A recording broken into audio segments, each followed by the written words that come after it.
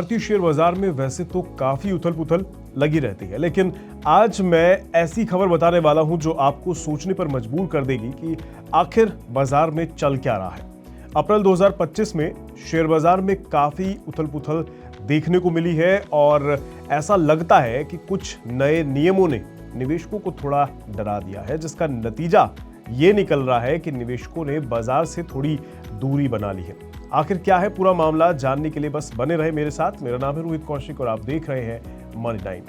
हाल में national stock exchange का एक आंकड़ा देखने को मिला, जिसके मुताबिक अप्रैल 2025 में एक्टिव यूजर्स की जो संख्या है उसमें भारी गिरावट देखने को मिली है। पूरे 3.4 लाख निवेशकों ने सिर्फ एक महीने में ही बाजार से दूरी बना ली है। नए वित्तीय वर्ष के पहले ही महीने में ये 0.8% की कमी दर्ज कराती है, जबकि वित्तीय वर्ष 2025 के अंत तक एक्टिव ग्राहकों की संख्या 4.98 करोड़ थी। लेकिन बड़ा सवाल यह है कि आखिर ऐसा हो क्यों रहा है।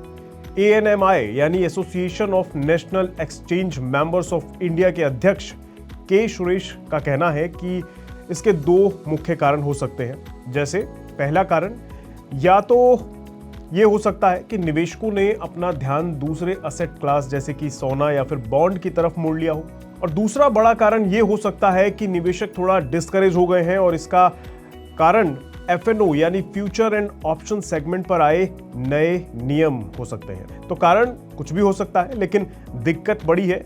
ये गिरावट पिछले कुछ सालों में देखी गई ग्रोथ के बिल्कुल विपरीत दिखाई देती है। नेशनल स्टॉक एक्सचेंज के एक्टिव कंज्यूमर बेस में फाइनेंशियल ईयर 2021 में 1.89 करोड़ से बढ़कर फाइनेंशियल ईयर 2025 में 4.92 करोड़ तक का दोगुने से भी ज्यादा का उछाल देखा गया था।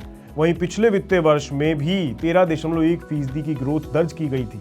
लेकिन अब हालात बदलते दिख रहे हैं। हालांकि एक्टिव ग्राहकों की संख्या बढ़ी जरूर है, लेकिन अब ये ग्रोथ धीमी पड़ती दिख रही है, जबकि फाइनेंशियल ईयर 2024 में 22.2% की ग्रोथ दर्ज की गई थी। मैं आपको बता दूं, सबसे ज्यादा ग्रोथ जो है फाइनेंशियल ईयर 2021 में दर्ज की गई थी, जब कोविड का टाइम चल रहा था। तो कोविड महामारी के दौरान रिटेल निवेशकों की संख्या में 90.7% का भारी उछाल दिखा गया था।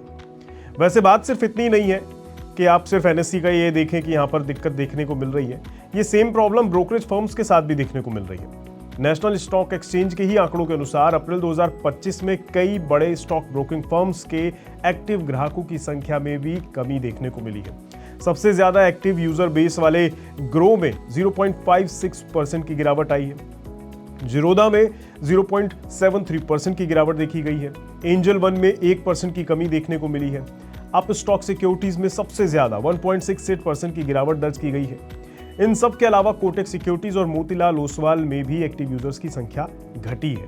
वैसे इस मामले में केवल सब नेगेटिव ही नेगेटिव नहीं है, कुछ पॉजिटिव साइड भी हैं। जैसे ICICI सिक्योरिटीज और HDFC सिक्योरिटीज ने मामूली ग्रोथ भी दर्ज कराई है।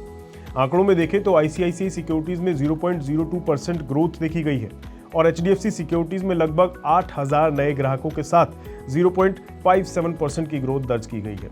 ये ग्रोथ मामूली है, लेकिन चलो कुछ तो पॉजिटिव है। वहीं छोटे ब्रोकिंग फर्मों की अगर बात करें, जैसे SBI कैप सिक्योरिटीज और मनी लाइसियस सिक्योरिटीज ने भी थोड़ी ग्रोथ दिखाई है। इसके पीछे कारण क्या है ये कहना मुश्किल है, लेकिन के सुरेश का मानना है कि पहले जीरो ब्रोकरेज मॉडल बहुत अट्रैक्टिव हुआ करते थे, लेकिन अब ट्रेडिंग की जो लागत बढ़ी है, उनका जो फीस स्ट्रक्चर में बदलाव है, ये एक कारण है कि बार बार ट्रेडिंग का जो अट्रैक्शन है वो कम होता दिख रहा है। कई छोटे ट्रेडर्स अब लंबी अवधि के निवेश की तरफ बढ़ रहे हैं, जो ऐसे ब्रोकरेज फर्म के लिए ज्यादा बेहतर है जो इस तरह के मॉडल्स को पेश करते हैं। कुल मिलाकर NSE के एक्टिव यूजर्स बेस में ये हालिया गिरावट ग्लोबल और रीजनल अनसर्टेनिटी के बीच निवेशकों की बदलती पसंद को दर्शाता है। हालांकि फाइनेंशियल अवेयरनेस बढ़ने और नियमों में क्लैरिटी आने से लॉन्ग टर्म की संभावनाएं अभी भी पॉजिटिव ही बनी हुई है। आपका इस मुद्दे पर क्या कहना है, कमेंट बॉक्स में जरूर बताइएगा। दीजिए इजाजत और देखते रहिए मनी टाइम। नमस्कार। ग्लोबल संकेतों के दम पर कैसे खुलेंगे हमारे बाजार? क्या कह रही हैं खबरें और ब्रोकरेज रिपोर्ट्स? किन शेयरों में बनेगा पैसा? बाजार खुलने के बाद क्या खरीदें, किन शेयरों को करें पोर्टफोलियो से बाहर? कैसा रहा बाजार का दिन भर का कारोबार? कैसे तैयार करें कल के बाजार की स्ट्रैटेजी? इन सब सवालों के जवाब जानिए मेरे साथ ओपनिंग बज और क्लोजिंग बज में इन वक्त पर सिर्फ मनी 9।